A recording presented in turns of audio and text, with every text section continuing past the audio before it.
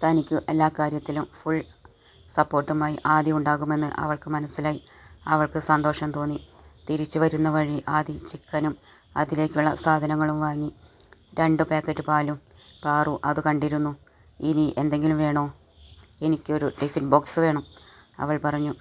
ആദി ഒരു വലിയ ഷോപ്പിന് മുന്നിൽ കാർ നിർത്തി. എല്ലാം കിട്ടുന്ന ഒരു കടയാണ് അത്. നല്ല തിരക്കുണ്ടായിരുന്നു അവിടെ. അവൾ ചോദ്യഭാവത്തിൽ അവനെ നോക്കി. ഇവിടെ ഇറങ്ങിക്കോ, ഇവിടെ എല്ലാം കിട്ടും, അവൻ പറഞ്ഞു. വേണ്ട, നമുക്ക് ചെറിയ ഒരു കടയിൽ പോകാം. എല്ലാവരും വലിയ കടകളിൽ നിന്ന് വാങ്ങിയാൽ ചെറിയ കടക്കാർ എങ്ങനെ ഉയർന്നു വരും? അവർക്കും ജീവിക്കണ്ടേ? പാറു പറഞ്ഞു. ഓക്കേ. ആദി ചെറു പുഞ്ചിരിയോടെ മുന്നോട്ട് കാർ വിട്ടു. വളരെ ചെറിയ ഒരു പാത്രക്കടയുടെ മുന്നിൽ കാർ നിർത്തി. പാറു അവിടെ ഇറങ്ങി. അവിടെ പാർക്കിംഗ് സൗകര്യമില്ലായിരുന്നു. അതിനാൽ ആദി കുറച്ച് മുന്നോട്ട് പോയി കാർ പാർക്ക് ചെയ്തു. അപ്പോഴേക്കും പാറു ടിഫിൻ ബോക്സ് സെലക്ട് ചെയ്തിരുന്നു. 3 തട്ടുകളുള്ള 2 ടിഫിൻ ബോക്സും തനിക്ക് ചെറിയ ഒരെണ്ണവും അവൾ വാങ്ങി. പിന്നെ കുറച്ച് വെറൈറ്റി മോഡൽ സ്പൂണുകളും കോരികളും ചട്ടുകവും ഒരു ഫ്ലാസ്കും കുറച്ച് ചില്ലു ഗ്ലാസുകളും ഒരു ഡിന്നർ സെറ്റും ഒരു ഡിഷ് റാക്കും വാങ്ങി. ആദിയെ ബില്ല് പേ ചെയ്യാൻ പാറു സമ്മതിച്ചില്ല. അവൾ തന്നെ ഗൂഗിൾ പേ ചെയ്തു കൊടുത്തു. കാറിൻ്റെ ഡിക്കിയിൽ സാധനങ്ങൾ വെച്ചു. വൈകാതെ അവർ വീട്ടിലേക്ക് തിരിച്ചു. വീട്ടിൽ എത്തിയ പാറു പാലു തിളപ്പിച്ച് കഴിഞ്ഞു. ചായ ഉണ്ടാക്കി. ആദി പഴം ചെറുതായി മുറിച്ചു പഞ്ചസാര ചേർത്ത് നെയ്യിൽ മൂപ്പിച്ചെടുത്തു. പാറു അന്തം വിട്ടു നിൽക്കുന്നുണ്ടായിരുന്നു. ഇതൊക്കെ അറിയോ? പാറു ചോദിച്ചു. പിന്നെ അറിയാതെ, പക്ഷേ ഉണ്ടാക്കാൻ മടിയാണെന്ന് മാത്രം. ഞാനൊറ്റയ്ക്ക് കഴിക്കണ്ടേ, അതുകൊണ്ട് ഞാനൊന്നും ഉണ്ടാക്കാറില്ല, ആദി പറഞ്ഞു. അവർ 2 പേരും കൂടി ചായ കുടിച്ചു. നിങ്ങൾ സാധാരണ രാത്രി ചോറാണോ കഴിക്കാറ്, അതോ ചപ്പാത്തിയാണോ? പാറു ചോദിച്ചു. ഈ ഓൾഡ് പീപ്പിൾസിനെ പോലെ നിങ്ങൾ ദേ നോക്കിയേ വന്നേ, ഇത്തരം വിളികളൊന്നും എനിക്കിഷ്ടമല്ല. ഒന്നുകിൽ പേര് വിളിക്കാം, അല്ലെങ്കിൽ ആദി എന്നോ വിളിക്കാം, ആദി ഗൗരവത്തോടെ പറഞ്ഞു. ഞാൻ പേര് എങ്ങനെയാ വിളിക്കുക? എന്നേക്കാൾ മൂത്തതല്ലേ, അവൾ മടിയോടെ പറഞ്ഞു. വെറും 4 വയസ്സേ മൂപ്പുള്ളൂ, അവൻ പറഞ്ഞു. ആദിയേട്ടെന്ന് ആയാലോ? കുഴപ്പമുണ്ടോ? അവൾ ചോദിച്ചു. ഓക്കേ, കുഴപ്പമില്ല, അങ്ങനെ വിളിച്ചോ, ആദി സമ്മതിച്ചു. പിന്നെ രാത്രി ഫുഡ് എനിക്ക് എന്തായാലും കുഴപ്പമില്ല. ചോറാണ് ഇഷ്ടം, ചപ്പാത്തിയും കഴിക്കും, ആദി പറഞ്ഞു. അവൾ വേഗം തന്നെ ചോറിനുള്ള പണി നോക്കി. അതിലേക്ക് കൂട്ടി കഴിക്കാൻ ചിക്കൻ കറിയും പയർ ഉപ്പേരിയും വഴുതന മെഴുക്കുപുരട്ടിയും ഉണ്ടാക്കി. പപ്പടവും ഉണ്ടാക്കി. ആദി സഹായിച്ചു കൊടുത്തു. പാറു 3 തട്ടുള്ള ഒരു ടിഫിൻ ബോക്സ് കഴുകി തുടച്ചു. അതിൽ ചോറും കറികളും നിറച്ചു വെച്ചു. പപ്പടവും ചെറിയ സ്റ്റീൽ ടിഫിൻ ബോക്സിൽ വെച്ചു. എല്ലാം കൂടി ഒരു ഷോപ്പറിൽ എടുത്തു വെച്ചു. ആദിക്ക് രാത്രി കഴിക്കാൻ, അവന് കൊടുത്തയക്കാൻ. അപ്പോഴേക്കും നേരം സന്ധ്യയായിരുന്നു. അവൾ വേഗം കുളിച്ചു മാറ്റി നിലവിളക്ക് കത്തിച്ചു. കുറച്ച് ഭസ്മം എടുത്തു നെറ്റിയിലും തൊട്ടു. ആദി പോകാൻ തയ്യാറായിരുന്നു.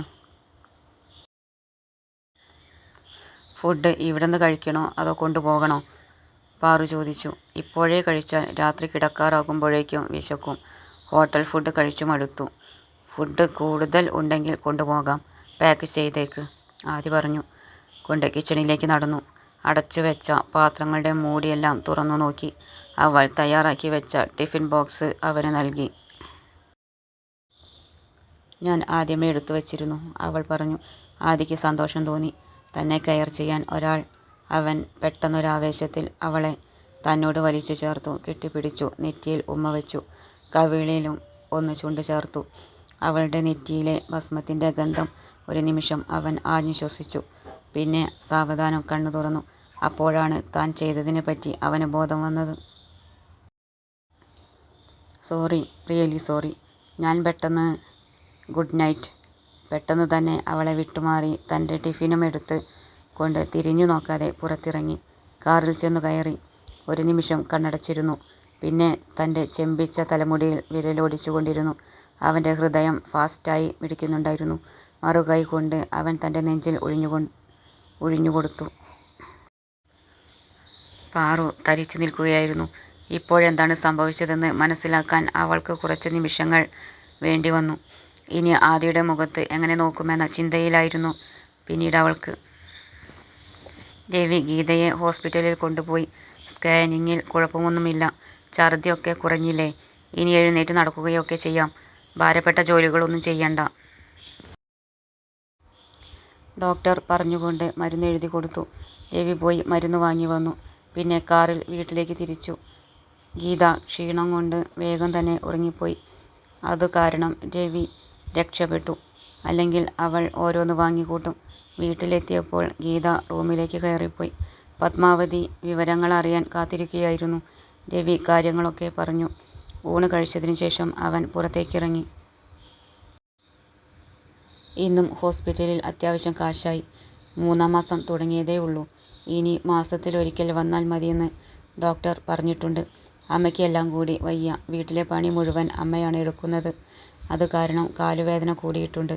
രവി ഒരു സർവന്റിനെ നിയമിച്ചിരുന്നു. നാളെ 1-ാം തീയതി മുതൽ അവർ വരും. 6000 രൂപ ശമ്പളം കൊടുക്കണം. ഏതായാലും അമ്മയ്ക്ക് റെസ്റ്റ് കിട്ടുമല്ലോ. രാത്രി പാറു ദോശയ്ക്ക് മാവാട്ടി വെച്ചു. സാമ്പാറിനുള്ള കഷ്ണങ്ങളും മുറിച്ചു ഫ്രിഡ്ജിലെടുത്തു വെച്ചു. രാത്രി ഫുഡ് കഴിച്ചു കഴിഞ്ഞു അവൾ മൂർത്തിക്ക് ഫോൺ ചെയ്തു. അച്ഛാ, എനിക്ക് നാളെ ഒരു ലീവ് കൂടി തരുമോ പ്ലീസ്? ബാങ്കിലൊന്ന് പോകണമായിരുന്നു. ഓക്കെ, പിന്നെ ലീവ് എടുക്കരുത്. മൂർത്തി സമ്മതിച്ചു. ഇല്ല, പ്രോമിസ്, അവൾ പറഞ്ഞു. മൂർത്തി നൽകിയ ചെക്ക് അവൾ ബാഗിലെടുത്തു വെച്ചു. നാളെ അക്കൗണ്ടിലേക്ക് മാറ്റണം. ശേഷം അവൾ ഓൺലൈനിൽ 50,000-ന്റെ ഇലക്ട്രിക്കൽ വീൽചെയർ ബുക്ക് ചെയ്തു. ഫ്രീ ഡെലിവറി ആണ്. നാളെ വൈകിട്ട് എത്തിക്കാമെന്ന് അവർ ഉറപ്പു നൽകി. ഡെലിവറി ടൈമിൽ ക്യാഷ് അടച്ചാൽ മതി. പാറു അഡ്രസ് അയച്ചു കൊടുത്തു. രാവിലെ അവൾ എല്ലാവർക്കുമുള്ള ചായ ഉണ്ടാക്കി. ദോശയും സാമ്പാറും ചട്നിയും ആണ് ഉണ്ടാക്കിയത്. ആദ്യം ആകാശം വരുമെന്ന് അവൾക്ക് ഉറപ്പായിരുന്നു. പിന്നെ അവൾ കവിതയെ വിളിച്ചു കുട്ടികളെ ഇങ്ങോട്ട് വിടാൻ പറഞ്ഞു. കുട്ടികൾ അപ്പോൾ തന്നെ പാറു വാങ്ങിക്കൊടുത്ത ഡ്രസ്സുമിട്ട് ഓടി വന്നു പാറുവിനെ കെട്ടിപ്പിടിച്ചു. പല്ല് തേച്ചോ? അവൾ ചോദിച്ചു. ആ, കുളിക്കുകയും ചെയ്തു, അപ്പു പറഞ്ഞു. ചായ കുടിച്ചോ? അവൾ ചോദിച്ചു. കുട്ടികൾ പരസ്പരം നോക്കി എന്തോ പിറുപിറുത്തു. എന്താ ഗൂഢാലോചന? അവൾ തമാശയോടെ അവരുടെ തലയിൽ തലോടിക്കൊണ്ട് ചോദിച്ചു. അതെ, അപ്പു പറഞ്ഞു വന്നപ്പോഴേക്കും ചക്കി അവൻ്റെ വായ പൊത്തി. ഞാൻ പറയും. അപ്പു അവളുടെ കൈ തട്ടി തെറിപ്പിച്ചുകൊണ്ട് പറഞ്ഞു. ഞങ്ങൾ ചായ കുടിച്ചിട്ടൊന്നുമില്ല. പിന്നെയുണ്ടല്ലോ, ചേച്ചി ചോദിച്ചാൽ ചായ കുടിച്ചൂന്ന് പറയാനാ അമ്മ പറഞ്ഞത്. അപ്പു ചാടി കയറി പറഞ്ഞു. പാറു അവരെയും കൂട്ടി അകത്തേക്ക് പോയി. അവർക്ക് ചായ കൊടുത്തു. ദോശയും ചട്നിയും അവർക്ക് വളരെ ഇഷ്ടപ്പെട്ടു. സാമ്പാർ കുറച്ച് എരിവുള്ളതിനാൽ അവർ കഴിച്ചില്ല. കവിതയ്ക്കും കൃഷ്ണനുമുള്ള ഫുഡ് പാക്ക് ചെയ്തെടുത്തു. വീട്ടിൽ നിന്ന് വരുമ്പോൾ കൊണ്ടുവന്നതിൽ നിന്ന് കുറച്ച് പഴവും പച്ചക്കറിയും എടുത്തു. അതുമായി കുട്ടികളെയും കൂട്ടി അവരുടെ വീട്ടിലേക്ക് പോയി. ചേച്ചി, അവൾ വിളിച്ചു. കവിത വല്ലായ്മയോടെ ഇറങ്ങി വന്നു. പാറു കയ്യിലിരുന്ന ഷോപ്പർ കവിതയുടെ കയ്യിലേക്ക് കൊടുത്തു.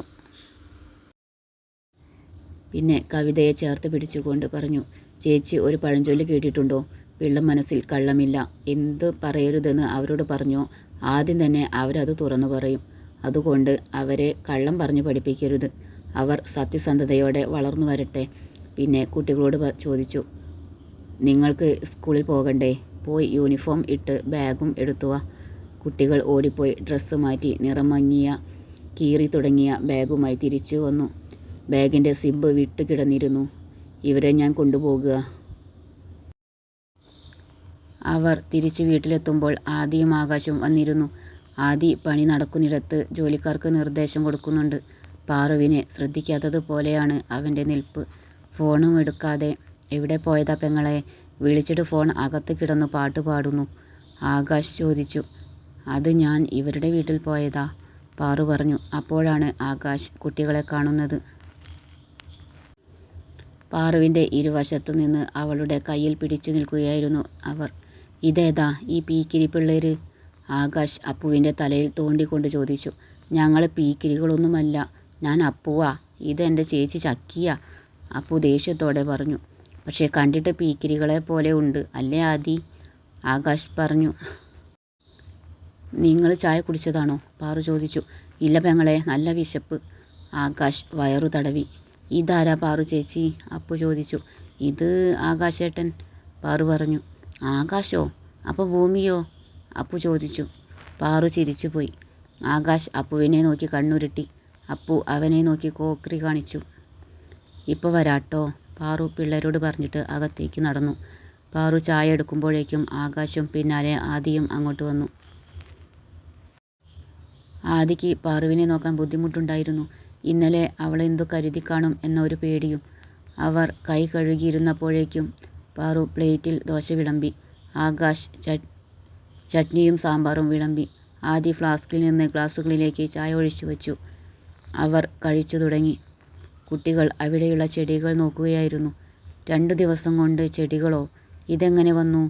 അപ്പു ചോദിച്ചു. ചേച്ചി വാങ്ങിയതായിരിക്കും, ചക്കി പറഞ്ഞു. പാറു അപ്പോഴേക്കും ഡ്രസ് മാറ്റി ബാഗിൽ ആഭരണങ്ങളും എടുത്തു വെച്ചു. ചെക്ക് ലീഫ് ഉണ്ടെന്ന് ഉറപ്പുവരുത്തി. ആദ്യത്തെ പാസ്ബുക്കും ആധാർ കാർഡും എടുത്തു വെച്ചു. അപ്പോഴേക്കും ചായ കുടിച്ചു കഴിഞ്ഞു.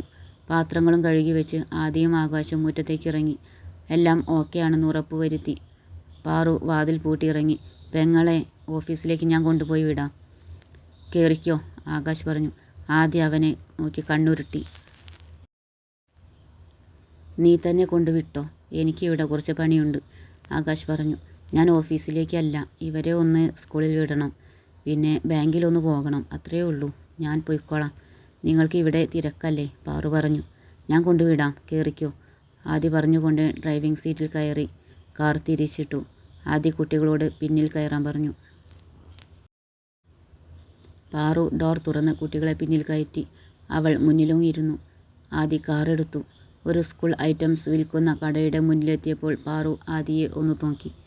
ഇവിടെ ഒന്ന് നിർത്തൂ, ആദി ചോദ്യഭാവത്തിൽ അവളെ നോക്കി. അത് കുട്ടികൾക്ക് കുറച്ച് സാധനങ്ങൾ വാങ്ങാനുണ്ടായിരുന്നു, അവൾ പറഞ്ഞു. ഇറങ്ങിക്കോ, അവൻ പറഞ്ഞു. ആദി കാർ സൈഡ് ഒതുക്കി ഇറങ്ങി. പാറു ഇറങ്ങിയതിനു ശേഷം കുട്ടികളെയും ഇറക്കി. അവൾ ബാഗ് വാങ്ങി കാറിൽ വെച്ചു. പിന്നെ അവരെയും കൂട്ടി ഷോപ്പിലേക്ക് നടന്നു. പിന്നാലെ ആദിയും. ഷോപ്പ് തുറന്നിട്ടേ ഉള്ളൂ. അവരെ കണ്ടു സെയിൽസ്മാൻ ഇറങ്ങി വന്നു. സ്കൂൾ ബാഗ് വേണം, സെയിൽസ്മാൻ 4-5 എണ്ണം എടുത്തു കൊടുത്തു. പാറു അവയിൽ നല്ലത് നോക്കി 2 എണ്ണം എടുത്തു. പിന്നെ പേനയും പെൻസിലും സ്കെയിലും അടക്കം സ്കൂളിലേക്ക് വേണ്ട എല്ലാം വാങ്ങി നൽകി. ആദിക്ക് സന്തോഷം തോന്നി. പാവപ്പെട്ട കുഞ്ഞുങ്ങളാണെന്ന് അവരെ കണ്ടാലേ അറിയാം. ആദി ബില്ല് കൊടുത്തു. കാറിൽ വെച്ച് ബുക്കുകളും മറ്റും പുതിയ ബാഗിലേക്ക് മാറ്റി.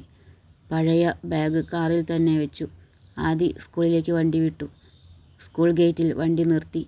പാറു അവരെ ഡോർ തുറന്ന് ഇറക്കി. പോകാൻ തിരിഞ്ഞ കുട്ടികൾ അവളെ നോക്കി കൈവീശി. അവളും കൈവീശി. 4-5 ചുവട് നടന്ന കുട്ടികൾ പെട്ടെന്ന് തിരിഞ്ഞ് ഓടി വന്നു അവളെ കെട്ടിപ്പിടിച്ചു. അവളുടെ മുഖം പിടിച്ചു താഴ്ത്തി ഉമ്മകൾ കൊണ്ട് മൂടി. അവൾക്ക് സന്തോഷം തോന്നി. കുട്ടികൾ വളരെ സന്തോഷത്തിലായിരുന്നു. ആദി പുഞ്ചിരിയോടെ അത് നോക്കി നിന്നു. അവർ നേരെ ഇവിടെയുള്ള SBI ബ്രാഞ്ചിലേക്ക് പോയി. ആദി അറിയുന്ന ആളായിരുന്നു മാനേജർ. ഈ ബാങ്കിൽ ആദിക്കും അക്കൗണ്ട് ഉണ്ട്, അതും കോടികൾ. പിന്നെ അറിയാതിരിക്കുമോ? പാറുവിന് അക്കൗണ്ട് ശരിയാക്കി. ചെക്കിലെ എമൗണ്ട് അക്കൗണ്ടിലേക്ക് മാറ്റി. ലോക്കർ ശരിയാക്കി. ആഭരണങ്ങളും വെച്ചു. അവർ അവിടെ നിന്നിറങ്ങി. തിരിച്ചു വരുന്ന വഴി മട്ടനും പാലും വാങ്ങി.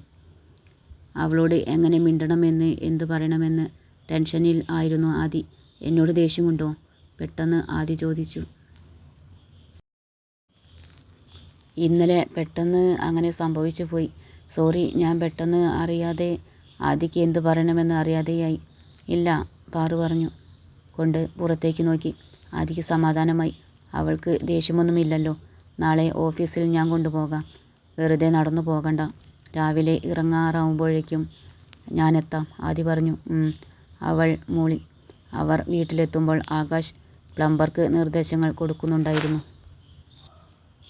ടെറസിൽ മഴമറയ്ക്കുള്ള പണിയും ആരംഭിച്ചിരുന്നു. അത് കണ്ട് പാറു അന്തം വിട്ടു നിന്നു.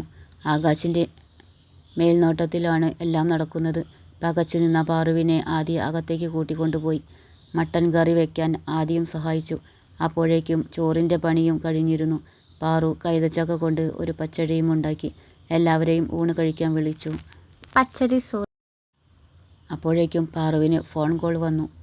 വീൽ ചെയർ കൊണ്ടുവരുന്നുണ്ട്. ഡെലിവറി ബോയ് ആണ് വിളിച്ചത്, കറക്റ്റ് വഴി പറഞ്ഞു കൊടുക്കാൻ വേണ്ടി. അവൾ ലൊക്കേഷൻ അയച്ചു കൊടുത്തു. എല്ലാവരും ഫുഡ് കഴിച്ചു എഴുന്നേറ്റപ്പോഴേക്കും ഡെലിവറി ബോയ് എത്തി. ആദി ഒന്നും മിണ്ടാതെ അത് നോക്കി നിന്നു. പാറു ക്യാഷ് ഗൂഗിൾ പേ ചെയ്തു കൊടുത്തു. അയാൾ അപ്പോൾ തന്നെ പോയി. ആകാശ് പാറുവിൻ്റെ അടുത്തെത്തി. അവളെ തൻ്റെ നേരെ തിരിച്ചു. ഇതാർക്കാ? എന്തിനു വേണ്ടി? ഇനിയും ഞങ്ങളറിയാത്ത കാര്യങ്ങളുണ്ടോ നിനക്ക്? ഞങ്ങളുടെ കാര്യങ്ങൾ പറയാൻ നിനക്ക് തോന്നുന്നില്ലേ? ഇനിയും എന്തൊക്കെ സീക്രട്ടാ നിനക്കുള്ളത്? ആദിയെ നീ ഇപ്പോഴും അന്യനായിട്ടാണോ കാണുന്നത്? ഞങ്ങൾ ഇനിയും നിന്നെ എങ്ങനെയാ പറഞ്ഞു മനസ്സിലാക്കേണ്ടത്? ആകാശ് നിരാശയോടെ മുഖം തിരിച്ചു. അങ്ങനെയല്ല, ഇങ്ങനെ ഒന്നും പറയരുത്. പാറു പൊട്ടിക്കരഞ്ഞു.